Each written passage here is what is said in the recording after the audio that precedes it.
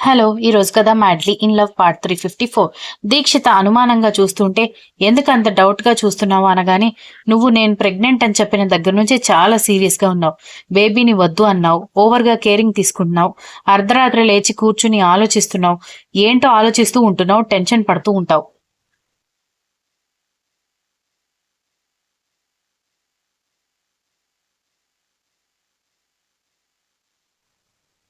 కలవరపోయినట్టుగా బాబు ఆడుకుంటున్న దగ్గరికి పరుగులు పెడుతూ ఉంటావు. దయచేసి ఏదైనా దాచిపెడుతుంటే నాకు చెప్పు విరాట్ అని అడిగింది దీక్షిత. తనొక్కడే అంతటి భారాన్ని మోయడం తనకి కష్టంగానే ఉంది. దాంతో దీక్షితని గట్టిగా కౌగిలించుకొని మన బాబు పరిస్థితి ఇది. కానీ ప్రాబ్లం లేదు. మనిద్దరం ఒకరికొకరు తోడుగా ఉండి బాబుని రక్షించుకుందామని చెప్పాలనుంది. కానీ ఈలోపే దీక్షిత టెన్షన్ పడి ఏదైనా జరిగితే పరిస్థితి ఏంటని కూడా కంగారు పడుతూ ఆగిపోవడంతో విరాట్ నిన్నే అడుగుతున్నాను అనగానే నువ్వు మరీ ఎక్కువగా ఆలోచిస్తున్నావు.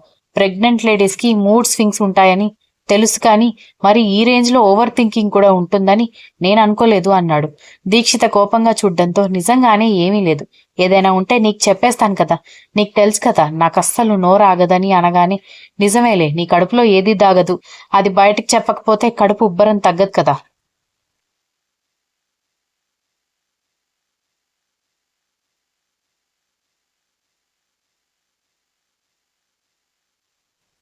నేనే ఎక్కువగా ఆలోచిస్తున్నానేమో.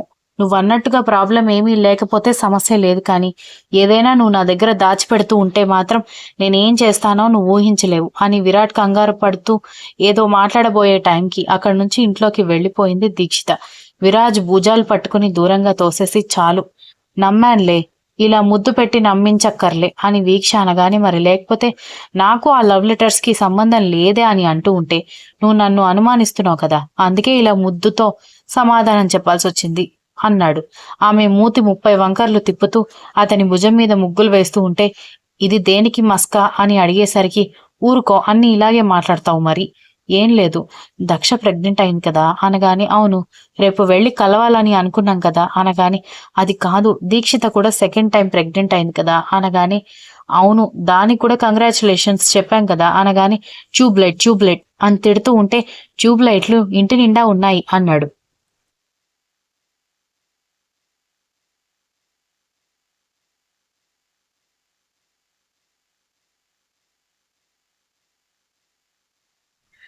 వీక్ష కోపంగా నిలబడి ఇంతటి కాపురానికి నన్ను తీసుకుని వెళ్ళి ఫెయిరీ టైల్ లవ్ స్టోరీ పరిచయం చేసి పెళ్లి చేసుకోవాలా అని కోపంగా చెబుతూ ఉంటే ఇప్పుడు నేనేమన్నానని అంత కోపడుతున్నావు అన్నాడు.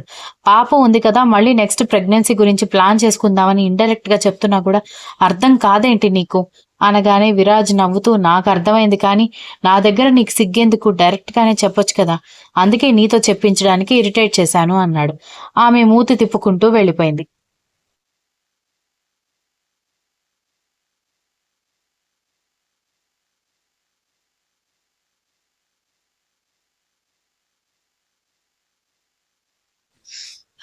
అర్ధరాత్రి సడన్ గా మెలకువ రావడంతో దక్ష కర్ణ వైపు చూసేసరికి మై డియర్ ప్రిన్సెస్ అని ఆమె చేతిని పట్టుకుని ముద్దులు పెడుతూ ఉండేసరికి తల పట్టుకుని కన్నా కన్నా అంటూ ఉంటే ఆమెని ఇంకాస్త దగ్గరికి లాక్కొని తన గుండెల్లో పొదుముకున్నాడు.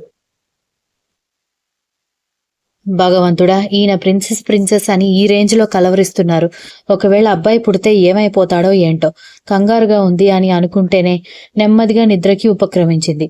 ఉదయాన్నే షూటింగ్కి వెళ్తున్న శాడిస్ట్ బాబు గురించి పట్టించుకోకుండా సోఫాలో కూర్చుని టీవీలో ఏదో కామెడీ మూవీ రన్ అవుతున్నా కూడా దాని మీద దృష్టి పెట్టిన మైండ్ ఎక్కడ ఉన్నట్టుగా దీర్ఘంగా ఆలోచిస్తూ ఉన్న ఆమె మొహాన్ని చూసి ఏంటిది ఇంత సీరియస్గా ఆలోచిస్తుందని అనుకుంటూ రేఖ ఆమెకి పాలు తీసుకుని వెళ్ళి ఏంటి అంత దీర్ఘంగా ఆలోచిస్తున్నావని అడిగింది.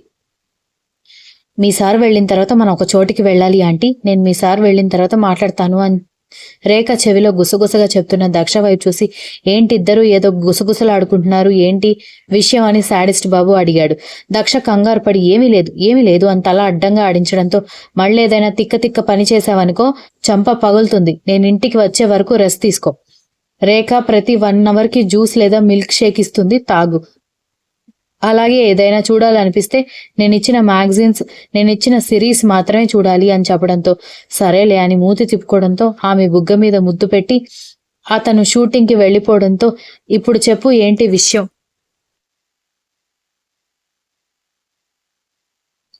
రోజు మీ ఆయన తోక పట్టుకుని తిరిగేదానివి, కడుపుతో ఉన్నానన్న విషయం కూడా పట్టించుకోకుండా బొంగరంలాగా తిరుగుతూ తిట్లు తింటావని అనుకుంటే ఇలా ఆలోచిస్తూ కూర్చున్నావు అని అడిగింది. మరేం లేదు అంటూ రాత్రి జరిగింది చెప్పేసరికి ఏదో అనుకున్నాను కానీ నిజంగానే సార్ ఆడపిల్ల కోసం చాలా ఎక్కువగా ఆలోచిస్తున్నట్టున్నాడు. మరి ఇప్పుడు ఏం చేద్దాం అనుకుంటున్నావు అని అడిగేసరికి అదే నాకు అర్థం కావడం లేదు. పొరపాటున అబ్బాయి పుడితే ఏమైపోతాడో ఏంటోనని టెన్షన్గా ఉంది.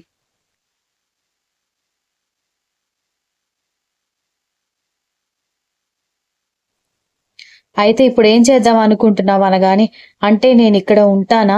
మా పుట్టింటికి వెళ్ళిపోతానా తెలుసుకుందామని అనుకుంటున్నాను అనగానే, ఎలా తెలుసుకుంటావు అని అడిగింది రేఖ. గుడిలో పూజారుంటారు కదా! ఆయన దగ్గరికి వెళ్లి చేయి చూపిస్తే తెలిసిపోతుంది. ఇక్కడే ఉంటానా? మా పుట్టింట్లో ఉంటానా తెలిస్తే నాకు కూడా క్లారిటీ వస్తుంది అనగానే, నీ మొహం అవన్నీ నమ్ముతావా? అని అంది.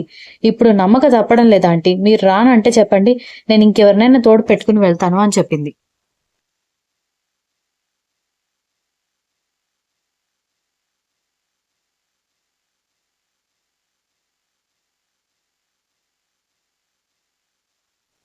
తాను తప్ప దక్ష విషయంలో ఎవరూ ఎక్కువగా కేరింగ్ తీసుకోరు కాబట్టి, ఈ తింగర్ది అన్నంత పని చేసి ఏదైనా జరిగితే శాడిస్ట్ బబ్బు ఫీల్ అవుతాడు కాబట్టి, వేరే దారి లేక సరే వెళ్దాం. పూజారి గారు ఏం చెప్పినా సరే నువ్వు సైలెంట్‌గా తిరిగిరా.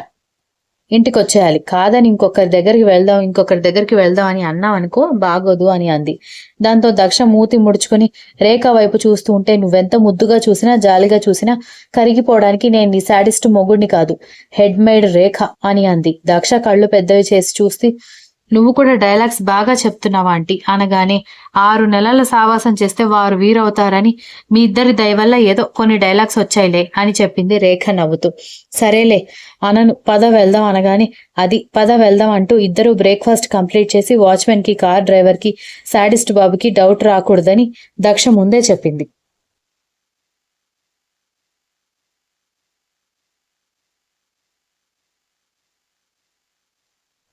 ఆయన బాస్ అయినా ఆవిడ కూడా బాస్ కావడంతో వాళ్ళేమీ చేయలేక సరే అని తలాడించడంతో ఇద్దరూ కలిసి రేఖని తీసుకుని వెళ్లి గుడి దగ్గరికి వెళ్లారు.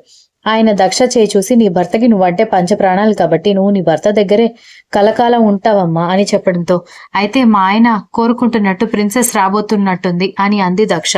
అంతే అయ్యుండొచ్చు అని రేఖ నవ్వడంతో సరే అని చెప్పి ఇంటికి బయలుదేరారు ఇద్దరు.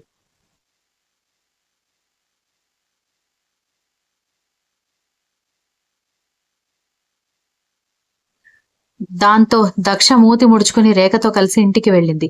ఇంటికొచ్చాక ఎవరూ ఏమీ తెలియనట్టుగా డ్రామా చేయడంతో శాడిస్ట్ బాబు గ్రీన్ టీ తాగి దక్ష పక్కన కూర్చుని ఆమెని గమనించి బయటికి వెళ్ళావా అని అడగడంతో ఒక్కసారిగా షేక్ అయిపోతూ అతని వైపు చూసింది. రేఖ చేతిలో ఉన్న ట్రే కూడా వణుకుతూ ఉంటే అదేంటి అలా అడిగారు అని దక్ష కంగారు పడుతూ ఉంటే ఎండకి వెళ్లి వచ్చినట్టుగా టాన్ కనిపిస్తోంది అనగానే భగవంతుడా ఇంత అబ్జర్వేషన్ పవర్ ఎందుకిచ్చావయ్యా ఈయనకి అని తల పట్టుకుంది తింగరి పాప. వామ్మో ఇక్కడే ఉంటే నేను బుక్ అయిపోవాలి. ఎందుకొచ్చిన గొడవ అని రేఖ ట్రే తీసుకుని మళ్ళీ వెళ్ళబోతుంటే రేఖ 1 మినిట్ అని పిలవడంతో అయిపోయాను అని కళ్ళు గట్టిగా మూసుకుని వెనక్కి తిరిగి చెప్పండి సార్ అంది.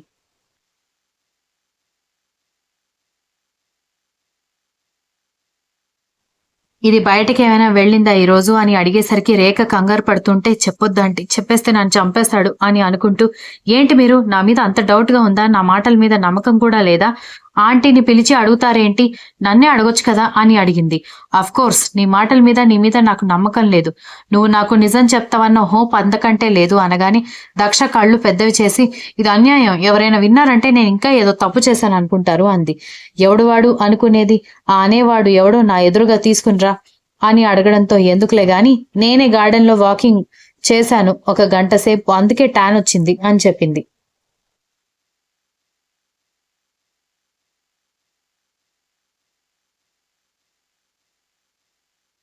ఆమె మాటలు విని అదోలా ఆమె వైపు చూస్తూ ఏంటి నువ్వు వాకింగ్ చేసావా అది కూడా వేళాపాళా లేకుండా మధ్యాహ్నం పూట అని అడిగేసరికి అంటే మధ్యాహ్నం వేడికి రూమ్లో పడుకోలేకపోయాను అంది. ఏసీలో పడుకోలేకపోయి ఎండలో వాకింగ్ చేసావా అని అడిగేసరికి రేఖ తల పట్టుకుంటే అబ్బా ఎండలో కాదు చెట్టు కింద వాకింగ్ చేశాను కానీ మధ్య మధ్యలో ఎండ తగులుతుంది కదా అలా వచ్చినట్టుంది అంది. నువ్వెంత చెప్పినా నీ మాటలు నమ్మాలని నాకు అనిపించడం లేదు అనగానే నమ్మకండి ఎవరు నమ్మమంటున్నారు పెద్ద ఓవర్ యాక్షన్ చేస్తున్నారు అని విసురుగా గదిలోకి వెళ్లిపోవడంతో ఇక శాడిస్ట్ బాబు ఏం మాట్లాడకపోయేసరికి రేఖ ఊపిరి పీల్చుకుంది.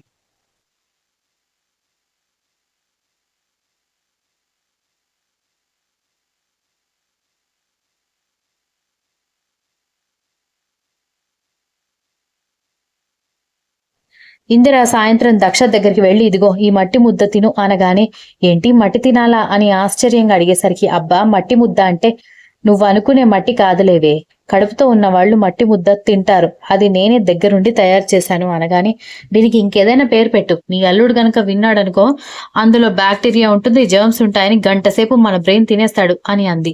ఇందిరా నవ్వుతూ 4 మట్టి ముద్దలు ఇవ్వడంతో వాటిని తింటూ బావుంది అని అంటూ ఉంటే దీనివల్ల బేబీ హెల్దీగా పుడుతుందని అంటూ ఉండగానే సాడిస్ట్ బాబు లోపలికి రావడంతో గబుక్కున మట్టి ముద్దలు నోట్లో కుక్కుకుంది. Continues. If you like the story please like, share, comment and don't forget to subscribe.